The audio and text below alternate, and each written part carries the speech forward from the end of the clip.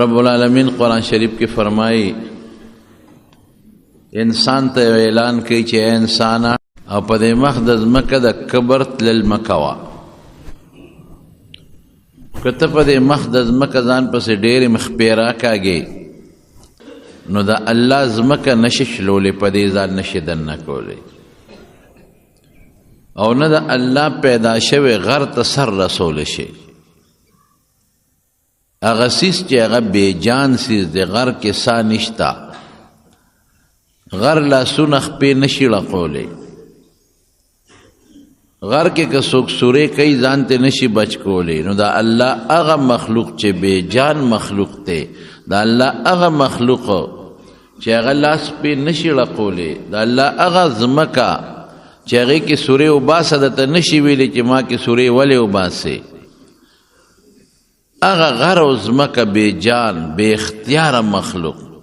هغې ته ځان نشي رسولی. نو د الله هغه مخلوق چې هغه ډېر لوی عظیم مخلوق دی هغې ته به څنګه ځان ورسوي. د کبر پتللو مټې واله او خپې جختې جختې کېښودل او مسلمان ته سپک کتل او ځان لوی حسابول، دا په شریعت کې ډېره لویه ګناه ده. حضرت ابو دجانه رضی الله عنه په یو جهاد کې مټې والې او روانو او داسې چالې کو لکه داسې بل ته کمزورې او ځان داسې لوی حسابول، او کافرانو ته ځان خو چې ګورې زه دومره طاقتمن یم او زه پهلوان یم. اوس خو جنګونه بل شان دي، اوس خو د ګولۍ جنګ دی، پټ به ناست دی، رکوټې ماشوم هم پر چاډزو کې لوی سړی راغورځوي. هغه خو د بادرۍ جنګ و، هغه د کبډۍ جنګ و، هغه د پهلوانۍ جنګ و. چې کوم به کمزور و هغه به توره نشوه چلولی، چې کوم به طاقتور و او پهلوان به هغه به توره چلوله. نو دا حضرت ابو دجانه رضی الله عنه هغه چال داسې کوي چې دشمن باندې خپل روب ورچوي، مټې وی او خپې نږدې نږدې ږدي او ځان لقوي چې رسول الله مبارک ورته نظر شو نو مسکی شو. وی دا چال د خدای ډېر بدي شي خو په دې میدان کې بدي نشي، دلته خوښ دی. د کافر په مقابله کې که ته مټې ووایې او هغه ته خپل روب وښی، او د کافر په مقابله کې ته جوخ ځای او هغه ته وایې چې ګورې ته د ما د یو لاس د طاقت هم نه، نو دا خیر دی. او دې نه بغیر دغه چال رسول الله مبارک فرمایي د خدای ډېر بدي شي، د الله نه دی خوښ. کم کمال چې په خپله تواضع انکسار او عجزۍ کې دی او په دې څومره الله خوشحالیږي، نو په سر اوچتولو د هغې نه زیات خفه کېږي. نبی کریم صلی الله علیه وسلم چې کله د مکې د مدینې شریفې ته هجرت وکړ، د مدینې خلک دړادر د پیغمبر علیه السلام ملګري کېدل او ایمان یې قبلو. دا هغه وخت و چې عبدالله ابن ابی د زړه نه خو تر اخره پورې کافر و، خو په خولې املا دی مسلمان شوی نو، وروسته بیا منافق شو، وروسته بیا په خولې کلمه وی، په خولې د پیغمبر علیه السلام ملګری ځان حسابو او دړه نه خو کافر. خو دغه وخت کې لا د خولې مسلمان هم نو. یو صحابي دی د خزرج قبیلې سردار دی، سعد ابن عباده رضی الله تعالی عنه. نو حضور پاک د هغه تپوس لته پیغمبر علیه السلام له خدای ډېره عجز طبیعت ورکړی، هغه به د هر چا تپوس کاو، د یهودیانو تپوس ته به ته بیمار پورسیله، د یو کمزوري مسلمان تپوس پیم کاو. دا پکې نه و چې دا مالدار دی او دا غریب دی، د مالدار او د غریب دا فرق پکې نو. یو ځل یو یهودي ماشوم ناجوړو راکوټې او حضور پاک مبارک هغه له تپوس ته ورغی. داسې ماشوم نو چې هغه نابالغ او بالغ و، هغه هلک خو مونږ خو نن سبا چې عمر یې کم وي مونږ ماشوم ورته وایو، نه بو بالغه نابالغه نو، بالغ و خو راکوټې و کشر و. رسول الله مبارک به د مدینې په کوڅو کې کله کله لیده د هلک یې هسې اړه ته پروت و خالکو پیغمبر علیه السلام سره به کله کېمناسته خبرې به یې واورېدې نو یو ځل یې تپوس کړو دلته هغه د یهودي هغه ماشوم بچی نه ښکاري څو ورځو نه چا ورته ویل صاحبه خو ناجوړه دی وي ده تپوس یې وکړو د دشمن د بچي تپوس له دشمن له تپوس له نو چې ورغې نه په کټ کې پروت و او پلار ورسره و نو نبی کریم صلی الله علیه وسلم خو به هر دی د ایمان دعوت چلو د هغه کار خو هم دقه یا ماشوم سره چې څنګه پیغمبر علیه السلام کېناست نو حضور پاک ورته هغه ته پته ولګېده نبي علیه السلام ته چې دا بچی مري اخیري واقع ورته بچی کلمه شهادت یې ورته پیش کوي دا ووایه کلمه شهادت مقصد څه دی الله یو د شریک نه لري په هیڅ حیثیت خدای له شریک نشته او محمد صلی الله علیه وسلم د الله برگزیده پیغمبر دی بس دا د کلمه شهادت مقصد نو حضور پاک ورته کلمه پیش کړه یې بچی دا کلمه ووایه نو هغه هلک پلار ته وکتل پلار یې ورسره ناست چې بابا څوک نو پلار خو یو یهودي خو د یهودیانو ته پته وه چې دا د آخر زمانې رښتونی پیغمبر دی دې ته پته وخه قرآن وی الله وی په قرآن شریف کې یعرفونه کما یعرفون ابناءهم چې دې ته پیغمبر علیه السلام داسې معلوم دی سوچه پیغمبر لکه بچی چې چاته معلومه چې دا زما زوی دی بچی کې د چا شک نه چې دا زما نه دی نو چې بچی ورته څنګه معلوم دی دقسې ورته دا معلوم دی چې دا د آخر زمانې پیغمبر دی بلکې عبدالله ابن سلام دا یهودي مسلمان شوی دی نو چاته تپوس وکړه وی ستاسو متعلق خو په قرآن شریف کې داسې راغلی دی چې تاسو دا پیغمبر داسې پیژنئ لکه د زوی په شان نو هغه ورته وی نه د زوی نه زیاتې پیژنو وی په زوی کې لا کله زمونږ شک پیدا شي هسې نه چې زمونږ ښځې چې ته ګناه کړې مونږ ته نه یو خبر او دا بچی زمانه نی پیدا دا بل چا نه پیدا وی په بچی کې هم دا شک کیدی شي او په حضور پاک کې هم دا شک نشته زمونږ کلک یقین دی زمونږ په کتابونو کې چې د آخر زمانې د پیغمبر کم صفتونه راغلي دي دا هم په ده کې دي دا مونږ ته معلوم دی او قرآن شریف کې الله فرمایي وقانو من قبل یستفتحون علی الذین کفروا فلما جاءهم ما عرفوا كفروا به دی به مخکې د یهودیان په مدینه کې اوسېدل نو چې د مدینې د خلکو سره به جنگ جګړه جوړه شوه نو د یهودیانو به ورته وی د آخر زمانې پیغمبر را روان دی او چې راشي که خیري بن په ورسره ملګري کېږو هغه له به خدای طاقت او غلبه ورکوي او تاسو به وجنو پرېږدوم نه او بعضې علما دا معنا کوي یستفتحون چې یا خدایا د آخر زمانې د پیغمبر په وسیله او په برکت مونږ له په دې کافرانو ګټه راکړي دا به وي فلما جاءهم ما عرفوا الله وی چې هغه پیغمبر دوی ته راغی او هغه چې دوی پیژنده چې دا اخیری پیغمبر دی او رښتونی دی نو کفرو به وی نه من کفر یې پې وکړ نو یهودیانو ته پته وه خو دې ظالمانو هغه خپل عصبیت ټینګ کړي نو ماشوم پلار ته وکتل هغه هلک چې ما ته خو دې وی کلمه ووایه بابا څه چل وکړم هسې ورته وکتل په خولې یې ترې تپوس ونه کړه نو پلار یې پیش و نو پلار ورته وی بچې اطیع ابوالقاسم وی دا ابوالقاسم د پیغمبر علیه السلام کنیه وه عرب اوس هم دا نومونه اخلي د یو نوم و کنیه ورته وي په عربی کې وی اطیع ابوالقاسم وی بچې د ابوالقاسم د حضور پاک خبره ومنه پلار ورته نو هغه ماشوم یشهد ان لا اله الا الله واشهد ان محمدا رسول الله بس دا کلمه شهادت ماشوم وي او د کلمه شهادت نه لږ غوندې ساعت پس هغه ماشوم وفاتم شو نو حضور پاک او فرمایل وی خدای له حمد د هغه ذات له چې دا بچی د جهنم د اور نه بچ کړي څومره غټه فایده میلاو شوه که دا پیغمبر علیه السلام نوی ورغلی او دا هلک مړ بیا خو بالغ و خو کشر نو کم خوا به ته ټول عمر به په دوزخ کې پروت نو د حضور پاک د ورتلو څونه فایده حاصله شوه اوس هم چې څوک بیمار او ته تپوس وکړي او تا سره روانه مې او ته تپوس ته ورشي نو له دې ولا وګټه او یا لکه زما تپوس وکړه پلان کې خوشحاله شي په هغې او ستا ډېر بدې په هغې باندې یېرېږي او ختم شي باید سړی خو دړه نه سخت دي خو ډېر خلک په تپوس پوښتنه خوشحالېږي او پخوا به زمونږ قانون دا چې خلکو به معمولي م څوک ناجوړه شو نو یو بل تپوسونو له به تلل اوس دا رواجونه وختونه کم دي خلکو سره هر سړی سار نه ماښامه پورې د دنیا په پیسو پسې په منډه ترنه دی تپوس پوښتنه او که څوک یې کوي هم نو په بدل یې کوي هلکه وایي پلان کې ناجوړی تپوس ته نه دی وایي ولې زما یې کړی اوسه د پلان کې پلار ناجوړی تپوس یې نه کوي ولې زما یې کړی زما د پلار تپوس یې کړی اوسه نو زمونږ هغه عبادتونه هم نن د بدلو په توره ختم شوي بدل چې دا دی وایي چې زما یې کړی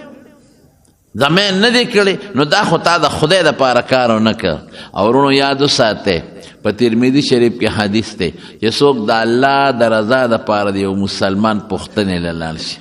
او تپوس ته یې لاړ شي نو چې د کوره ووته او تر کوره پورې لا نی راغلی نو په دې ټوله لاره او په راتلو کې 80,000 فرشتې د ده دپاره د خدای په دربار کې د بخښنې دواګانې کوي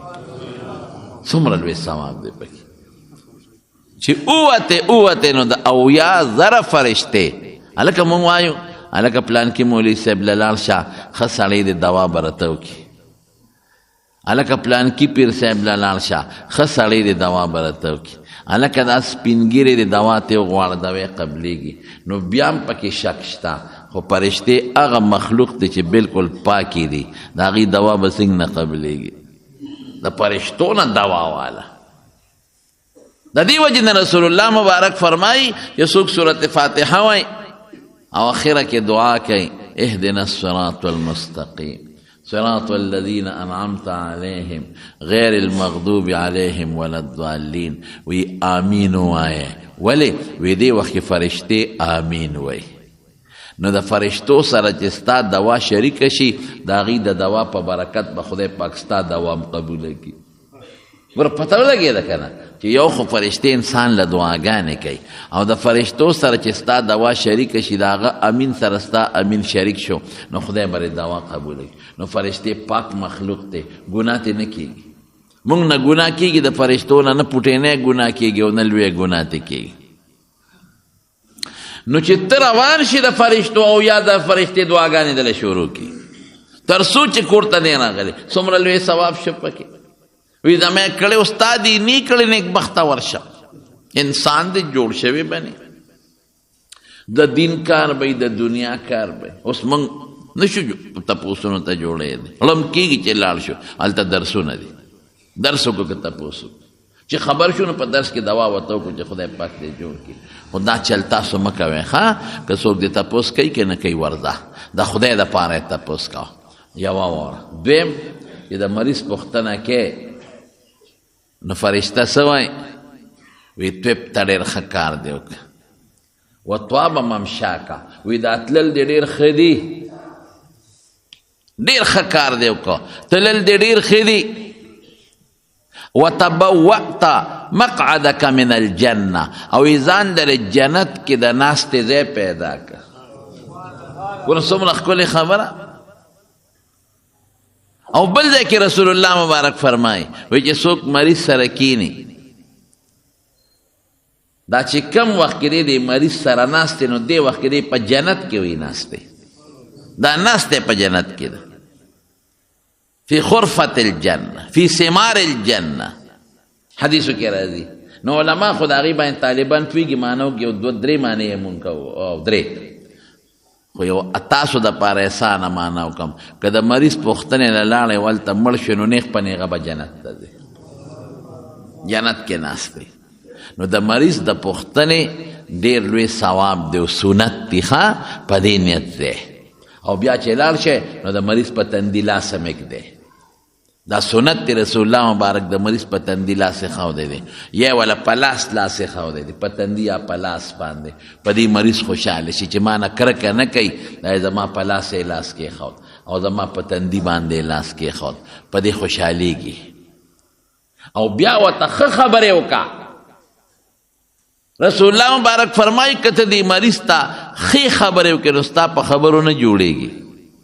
الله چې ول څه مقرر کړی د ابي خو دې پې خوشحاله شي نو ښې خبرې وکړه چې که خیري مړه ټیک به شي هسې دې وار خطا کړی دی پلان کې هم دقسې نه جوړو او خدای پاک ښه کړ. او دې وخت کې چې ته کومې خبرې کوې فرشتې پې امین وایي. څومره فایدې دي څومره ګټې دي چې دې وخت کې ته کومې خبرې کوې فرشتې امین وایي. ته مړه ټیک به شي خدای به دې ښه کړي الله دې جوړ کا وی دعا ولا وکړه نفسوا له فی اجله او دا ووایه چې مړه ټیک به شي. داسې پلان کې نه جوړه وکړه هغه ټیک نه شو او دا خو څه خبره نه او چې ته ورشې تپوس ته او داسې ورته نیغ نیغ وګورې پوزه رې کږه ده پوزه کږه ده مړه به د خدای نه بخښنه غواړه مرګ په نیټه دی. نو چې دا دې ورته ووایي که نه نو که بشیر جان نه مري نو به خرېږي هلته به مړ شي وبه خرېږي مړ به شي چې ګنې رښتیا زه مرم. مړه خیر دې فکر مه کوه دقسې زما هم د ترې او زوی و بس کې دی کې مړ شو شهید به شي که دا خبرې ونه کې ګوره بعضې قمقل ډاکټر وي چې مریض وله بوتې نو 3 ورځې پس به مرې.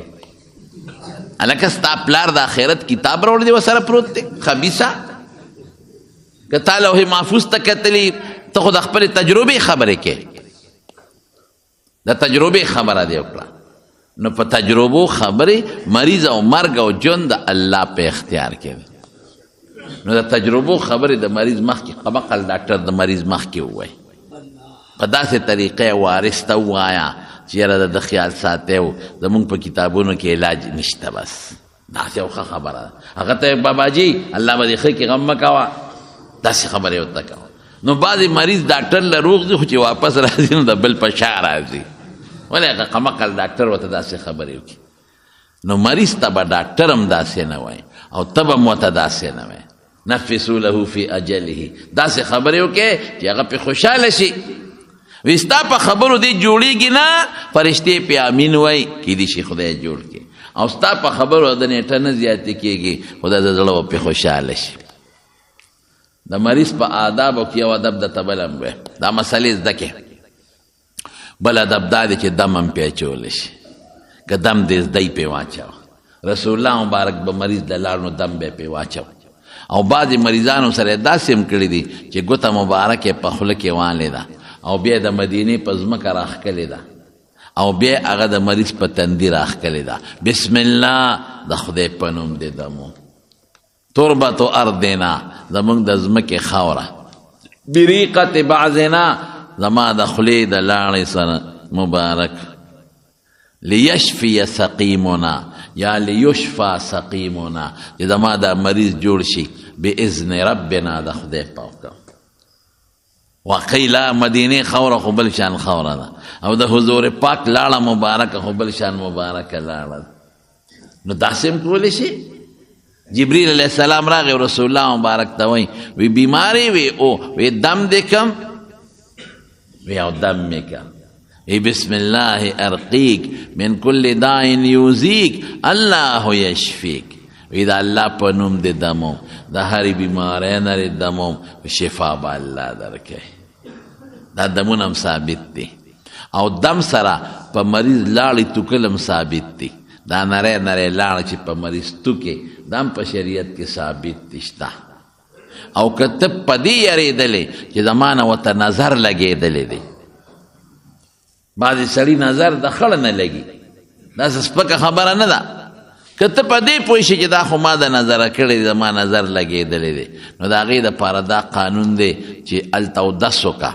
او هغه اوبه په مریض ورواړوه. شریعت کې دا ثابت دی. زمونږ خلک څه کوي چې ده ته پته وي چې د ما نظر د پلانکي په ما لګېدلی دی نو چې روان شي نو یلکه وي د خپې په قدم وله میخ ووه. حاجي صاحب داسې ده که نه یا پې مچاز یې وکړه په قدم دا نشته په شریعت کې. شریعت کې تاسو ته شریعت مسلې ښیم چې تا ته پته چې د پلانکي نظر تیز دی او په ما لګېدلی دی نو هغه ته ووایه صادر پلو ووینځه په اوبو کې حدیث کې دقسې دی او یا خپل کمیس په اوبو کې ووینځه یا د صادر پلو نو ابه ووینځي نو هغه چې کمې انځلې اوبه دي چې کم پکې د پلو د کمیس هغه اوبه دي هغې انځلې شوې په مریض ور واچوه دې سره به خدای مریض جوړ کړي یا هغه ته اودس وکړه اب اودس وکړي یو خانک کې د هغه د اودس اوبه جمع کړه او غوبه راواله په مریض باندې ور واچوه یا د غسل وکړي مثلا چې ډېر خطرناک نظري نو هغه د غسل اوبې راواله چې کم باندې لمبلې شوې دی هغه چې کمې مستعملې اوبه دي او په مریض یې ور واچوه دا په حدیثو کې ثابت دی او نبی علیہ السلام فرمایي که تا ته چا ووایي چې لاس ووینځه اوبه مې پکار دي یا اودس وکړه او زما ستا د اوبه پکار دي نو ادې بد نه ګڼي چې دا ولې خیر دی نظر خو د خړه نه لګي دا خو چېرې چا څوک خوښ شي نو هغه باندې نظر ولګي د بد د لنه خو نظر نه لګي خو د بعض انسان د سترګو نظر وي تیز او دا قدرتي شی دی دا د هغه ګناه نه د غریب او نه د هغه غلطي وي خو چاته وګوري نو خوښې شي ړیتې خوشحاله شي نو نظر ولګي او النظر العین حق په ترمذي شریف کې حدیث ته چې نظر بالکل حق دی حضرت یعقوب علیه السلام یوسف علیه السلام چې کله په مصر کې او د یعقوب علیه السلام 11 بچي 11 قات راغلی نو خدای پاک یوسف علیه السلام راوسته او د مصر بادشاه وزیر او د وزارت نه پس بادشاه نو قات راغلی نو یوسف علیه السلام خوب لیدلی و بادشاه نو غلی محفوظه کړې وه نو خلک به راتلل څه جمع پونچي به یې وړله معمولي غوندې یوسف علیه السلام به هغوی له غله ورکول نو د مدین نه د یعقوب علیه السلام 11 بچي م لاړل نو چې څنګه 10 بچي لاړل نو یوسف علیه السلام خو پیژندل چې دا خو زما غرونه چې دي په کوي کې غورځولی وهم له منکرون او دوی نه پیژنده چې دا زمونږ هغه یوسف ورور دی دوی خو یې مونږ کوي کې غورځولی دی مړ به نه به یې غوښې و نه به یې ډوکې و نه به یې څرمنې دې ته څه پته وه چې د بنده جدا وس دی او د الله جدا نظام نو چې ورلل څنګه یوسف علیه السلام وپېژندل وی د کوم ځای نه راغلی یې وی د مدین د علاقې نه څه کار کوې هېڅ کار نشته جي بابا مو د خدای پیغمبر دی او یعقوب یې نوم دی او پیژن چې دا خو زما رونه دي او دا خو زما پلار یاد دی او موږ څه لږ غوندې سامان راوړی دی جئنا ببضاعة مزجاة څه داسې معمولي کوټه موټه پیسې م راوړي دي او تاله راغلي وو که مهرباني دې وکړه لږه غله دې راکړه نو یوسف علیه السلام او ولا غله وی بل څوک خو کلي کې بل څوک رور مور خو پاتې نشته اته پته وه او یو ورور مې بل هم شته زمونږه بنیامین او زمونږ یو ورور مخکې شر مخ تختولی و دا هغه سکر اور دی دا جدا مور نه دی نو مونږ ام راوسته خو پلار مې پې یارېده چې دا مه بوځئ مانه نه هم رانه وسته یا رب بادشاه سلامت که د هغې اسم راله راکړه غله کنټرول خو به پخوا هم دلته دا چینو مینو د وړو کنټرول منټرول به کېده د هر چا په کور کې 3 کسانو نو د هغې بیا ورکوو که 15 به و د 15 کسو بیا ورکوو نو وی خطر به کم هېڅ خبره نشته هلکه ګورې دروغ ونه وایې نه نه قسم دې تپوس وکړه چې د قافلې نه چې زمونږ بل ورور شته چې غلی وله ورکړه وی داسې کار دی شکیم در باندې لکه دروغ هم ماته ویلي نه قسم دی چې بل وی ښه بل ځل چې راځی به راولې چې ما ته پته ولګي او که بل ځلم هغه را نه وسته که نه هغه بل لور تاسو نو به نه در کوم دله اوس 1 روپۍ به یو قاشق غنم به هم نه در کوم لږ به هم نه در کوم نو دوی دا چلو که چې دی لاړل نو چې غله خلاصه شو نو پلار ته بابا ځو چې غله راوړو خو موږ ته خو باچا ویلي چې ځان سره به هغه بل ورور راولی نه نه نه بچې یوسف باندې مې په تاسو اعتماد کړی نو په هغه هم در باندې وکړم ادنه شرمه خو تختو نو که دا یاره بابا پرېږدل قسمونه قرآنونه نو پلار ورته څه وایي اے بچو لا تدخلوا من باب واحد وادخلوا من ابواب متفرقه بچې ګورې په یو دروازه مور دی 11 کسان یې او ټول زلمي او خشته وجودونه هم دي نو که په یو دروازه ورلی او خلکو ولیدلی چې دا خو د یعقوب علیه السلام 11 دا زلمي بچي د نظره بشي نو په جدا جدا دروازو ورشي زمارونو علما د دې نه معلومه چې یعقوب علیه السلام د خلکو د نظره یرید او رسول الله مبارک هم فرمایي چې د سترګو نظر دا حق دی بالکل ثابت دی لګي. یو بل هم خبر هم درته کوم که چاته پته چې زما نه بل ته نظر لګي بعضې وخت کې د پلار چې زوی ته وګوري لی ته خوشحاله شي نو نظر د پلار هم لګي. مور چې بچي ته وګوري نو هغه لی ته خوشحاله شي نو د مور هم بیا لګي. زوی پلار ته وګوري لی خوشحاله شي د هغه هم لګي. نو چې دا چاته پته ولګي چې زما دا نظر خو په بل لګي نو دې یو لفظ وایي بیا به نه لګي. څه شی دی داسې به ووایي چې څه خدایه لا حول ولا قوة نه ما شاء الله کان وما لم یشاء لم یکن لا حول ولا قوة الا بالله. دا دی وایي ما شاء الله کان چې خدای څوک غواړي کېږي وما لم یشاء لم یکن چې خدای یو کارو نه غواړي نه کېږي. لا حول ولا قوة الا بالله. د مصیبت بیماری نظر نه مخلص او طاقت دا د خدای په لاس کې. نو که تا ته پته لګي چې زما نه بل ته نظر لګي نو دا وایې ښه ما شاء الله کان وما لم یشاء لم یکن لا حول ولا قوة الا بالله. نو بیا به نه لګي انشاءالله العزیز. بهر کې دا خو مې یو څو ضروري خبرې ته د مریض د تپوس وکړلې. بل یو ادب هم د مریض د تپوس شته چې مریض د سینګ وردنوځي نو لږ ساعت به ورسره کښېنې هسې نه چې ورشي او بالغ ته ډډه ووایي او کله تورس کې او کله شنیس کې هلته هغه ناجوړه دی غریب په هغه خو تکلیف تېرېږي. او بچي یې وایي چې خدای سړی زر وباسئ. ښځه یې وایي چې مونږ ورته په ډډه په کوټو کې ناست یو کاکاجي راغلی دی او متکې ته یې ډډه والې ده. خدای کاکاجي له مخه ورکړې تپوس دی نه تپوس خو چې اسکې اوبس کو کر توره کشنا یاره بس د خو چې څنګه نو دا تپوس ولې کې د چایو بس وجي زه رالم او تپوس مې وکړو سلام علیکم. او چې دا کوربه راته وایي تورې بس کې کشنې د هغه هم ګورې ډېر لرني بچل جانا چې دا څوک ته وایي تور چې چای په چا سوکیار کوي چې چای وله پخه که یا چې ورسره تعلق یې لکه چای دله پخه کم نه تورې سکې او کشنې چې دا پکې راته قضیه مانعة الخلوه جوړه کړي نو دا پیشه په دې باندې چې داسې ګپ شپ دی نو زر ورته وایه چې نه نسکم. رسول الله مبارک څه فرمایي تاسو خو زمیندار ډېر پاتې شوی دا غوا میخه چې بندله شي که نه نو دې ته د اوښې ته لاول بچي ور پرېږدي. نو چې بچي ور پرېږدي او هغه ورته پیره پرېږدي د هغې نه پس دا غوا میخلی شي د بچي نه بغیره پی نه را پرېږدي. نو دا بچي چې ور پرېږدی نو څونه ټیم یې هغه نن معمولي ټیم یې که نه. نو رسول الله مبارک فرمایي وی اوښې ته چې سړی بچي پرېږدي د پیو پرېښودو دپاره وی دومره ټیم مریض سره کښېنه د دې نه زیات مه کښېنه بس معمولي غوندې چې هغه تنګ نه شي د هغه کور والا تنګ نه شي او مریض د تکلیف را نه شي بس تا معمولي غوندې کښېنه او ضرور سلام علیکم چای ډوډۍ ته مې سارېږه. نورونو خبره خیر دا خو پکې مسالې راغی.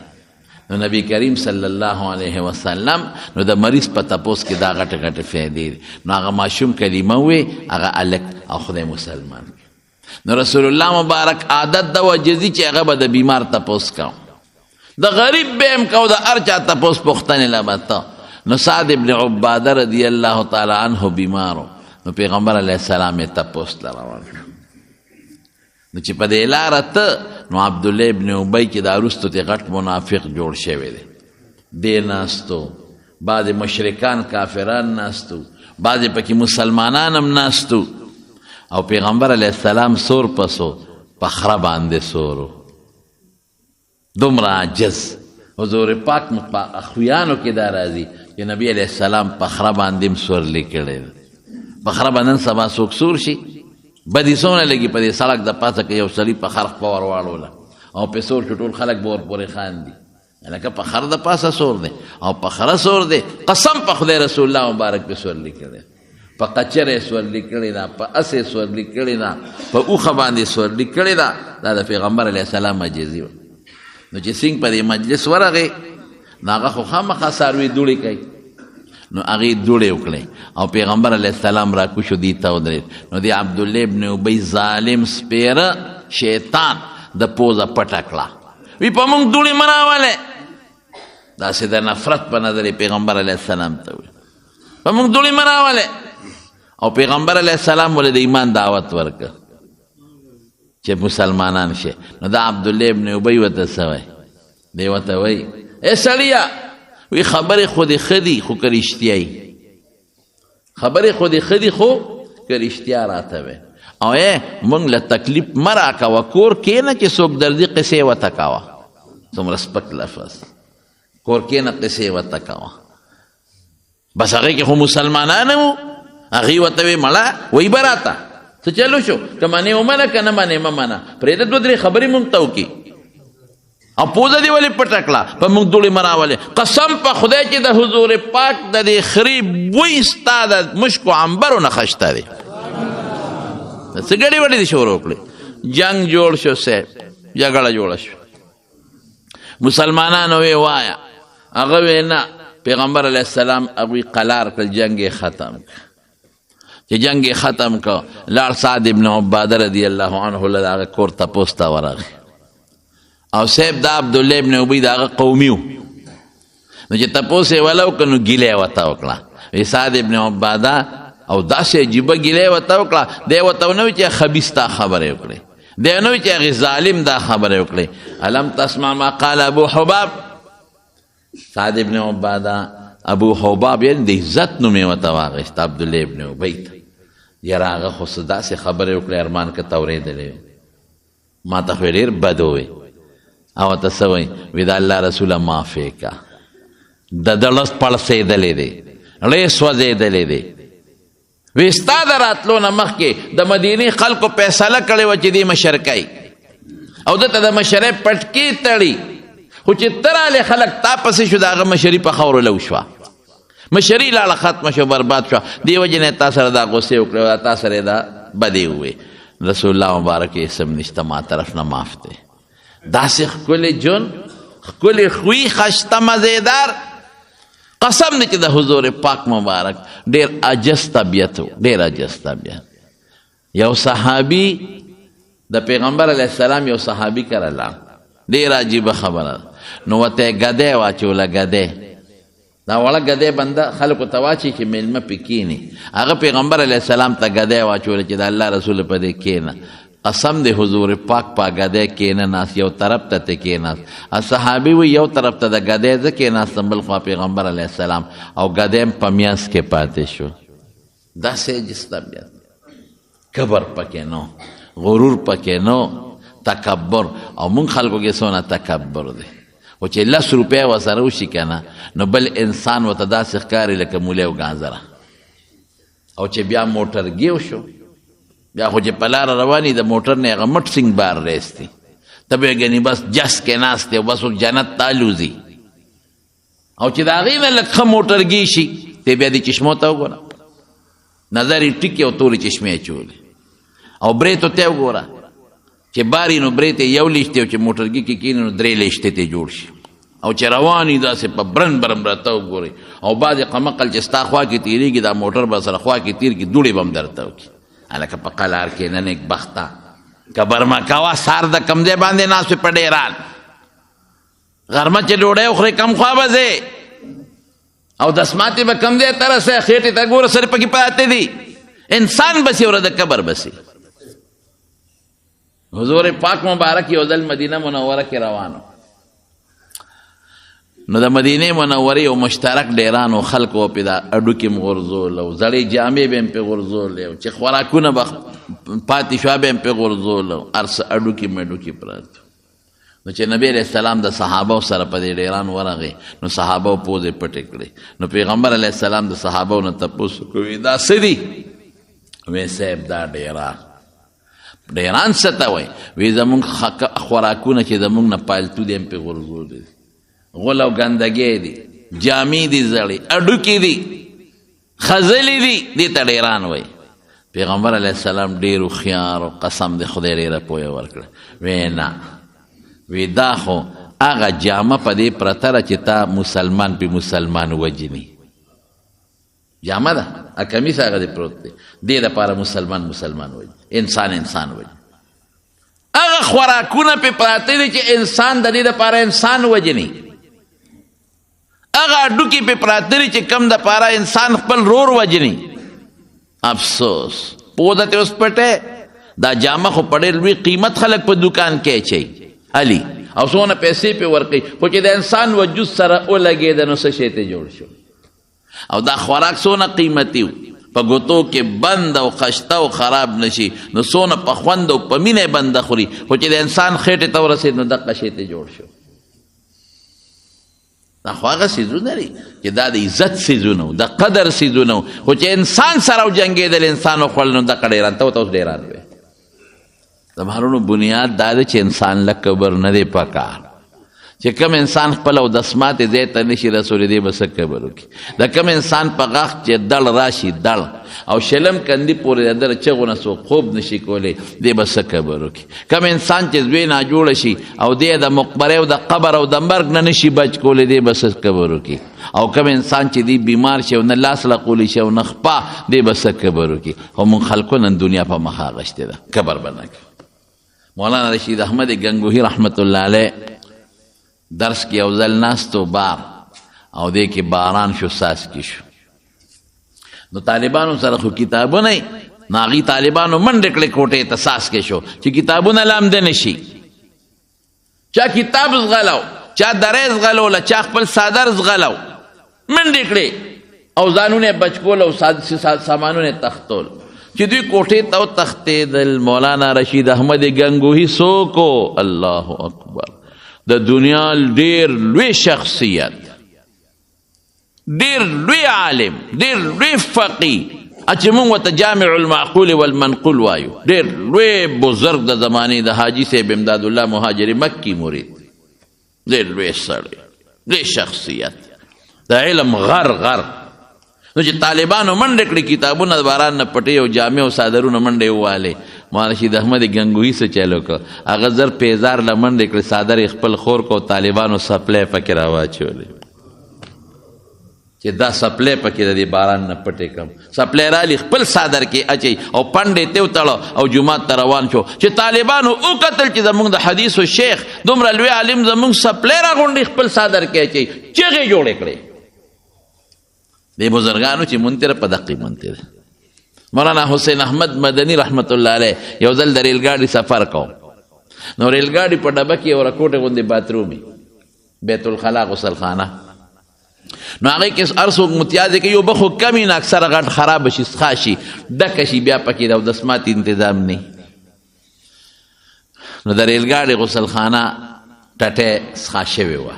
ټول کمو ډک او ګیر چاپېره پکې خلکو متیاز چاله متیازې ورشي کم خوا به دي د ریل نه خو بار نشي تللی او نه په شیشه کې متیازې کولی شي او نه هغه زمانه کې د پلاسټک ګوتۍ وي دا خو اوس دا ګوتۍ موتۍ راووتې خو څه به کېږي نو د ریل ګاډي هغه باتروم کې چې کمپر شو هم خلکو لاړلی نو یو سیټ هندو سیټ سیک دی هندو هغه غریب له اودسمات یې ورغی نو چې ورغی ټټۍ ته ورغی او دروازه یې کولاو کړو د ناستې ځای پکې نو واپس راووت سیټ صاحب بیا ورغی بیا وکتل بیا هم هغسې و دوه درې پیرې چې سیټ وکړې مولانا حسین احمد مدني رحمت الله علیه وي پوه شومه چې د دې سړي له اودسمات یې ورغلی دی او انتظام نشته رده نو زر ورلم ټټۍ ته وردن نه شوم او د ډبې په دې سیټونو کې او په دې غاړه کې خلک سیګرټ څکي که نه څکي د هغه سیګرټو ټوټې پرتې وې مې راواغېستې او د سیګرټو د ډبو دا وړې وړې ټوکړې پرتې وې دا مې راغونډې کړې خو چې څه ګن مند وه مې غلې راغونډ که څوک مې په ځان پې نه کړل او غلې غسلخانې ټټۍ ته ورننوتم او د سیګرټو په هغه ډبو باندې په هغې مې هغه ټټۍ صفا کړه مې پاکه کړه مولانا حسین احمد مدني وڅوک الله اکبر کم شخصیتو څومره لوی بزرګ هستی زمونږ تحریک پاکستان هند و پاک کې څومره لوی کارنامه او د حدیث استاد په دارالعلوم دیوبند کې شیخ الحدیث او چې سملاسته به د شپې ځان له یو ځای کې یو ځای جوړ کړی او د خاورو بالښ یې ځان له جوړ کړی نو کله کله به د خاورو په بالښ سملاستېده چا ورته وي دا څه کوي قبر سره ځان بلدومه او 14 کاله په مدینه منوره کې په مسجد نبوي کې د حدیثو درس کړی دی 14 کال په مدینه منو مسجد نبوي کې د پیغمبر علیه السلام په جومات کې 14 کال حدیث لوستی دی هغه لوی هستي راځي او د ډبو په دې ټوکړو باندې اودسمات یې راغونډۍ غسلخانه یې پاکه کړه چې صفی کړه بار وسیټ صاحب ته وایي وی صاحب که تاسو اودس ماته ورشئ چې سیټ صاحب وره سرخانه صفا ده پاکه او د سماتې پکې دې ته ایمان وایي دې ته عاجزي وایي دا کارو کنو ته د پیغمبر عاشق دا کارو کنو ته د پیغمبر سوچا امتی دا کارو کنو ته د پیغمبر مبارک په نقش قدم لاړې چې دا کار نه کوې ته د پیغمبر په نقش قدم نه روان ته خو مټې وې ته خو مسلمان ته سپک ګورې ته خو د مسلمان بې عزتي کې ته خو مسلمان ته خپل طاقت ښې ته خو مسلمان ته خپل کلاشنکوپ ښې او ته خو مسلمان ته په داسې نظر ګورې لکه چې ته زما د خپې چیتر یې اوس هم بعضې خلک وایي دا پلان کې خو زما د خپې سپلی ته هم نه رسي دا څه شی دی مړه وایي دی خو زما د خپو د پیزار ته هم نه رسي هلکه داسې مه وایه داسې مه وایه غربت او خانی دام د خدای په اختیار کې ده او عزت او ذلت د چا په لاس کې د الله او صحت او جن او بیماری او مرض دام د الله په لاس کې ده مکور او به دې پرځئ سبا به کټ کې پروت دی هغه غریب به راځي هغه به د جنازه کوي هغه غریب به سسکو راوړي هغه به دله قبر کوي هغه غریب به چاري وړي هغه به در باندې خاورې راکاږي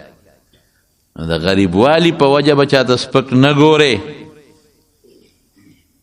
او د نسب په بنیاد به هم چاته سپک نه ګورې د پلان کیز وی د پلان کیز وی ټول نبی علیه السلام فرمایي کلکم بنو آدم ټول د آدم علیه السلام بچی و آدم من تراب او آدم علیه السلام د خاورې نه پیدا ټول موږ د خاورې نه پیدا نو رب العالمین په قرآن شریف کې فرمایي ولا تمشي فی الارض مرحا په مخ د ځمکه چې ګرځې د کبر چال به نه کې انک لن تخرق الارض ولن تبغ الجبال طولا نه ځمکه شلولی شي نه غر ته خطی شي دویم یو ټکې مو واوره چې کلم په ځای نو پنسې به د ګیټو نه ښکته کوې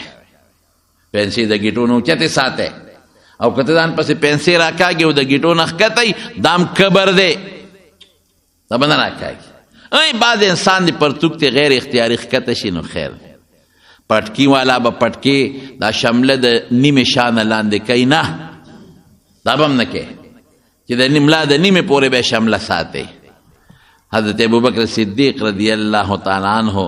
رسول الله مبارک ته فرمایي الله رسوله ما نه خو کله لنګ ځمکې ته راښکلې کېږي زه خو کوشش کوم خو ښکته شي وی خیر دی انک لست منهم تی قصدن د کبر په بنیاد نه ښکته کې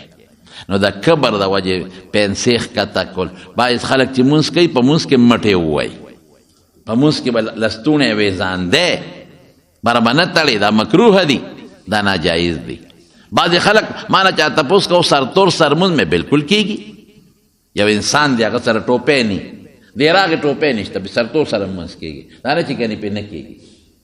یو انسان دی هغه سره څادر نه چې په سر واچوي نو پروا نشته خیر په سرتوره دې مونځ کېږي دا نه چې نه کېږي خو نن سبا مونږ خلک چې په سرتوره کوو رښتیا ووایه د څه په بنیاد یې کوو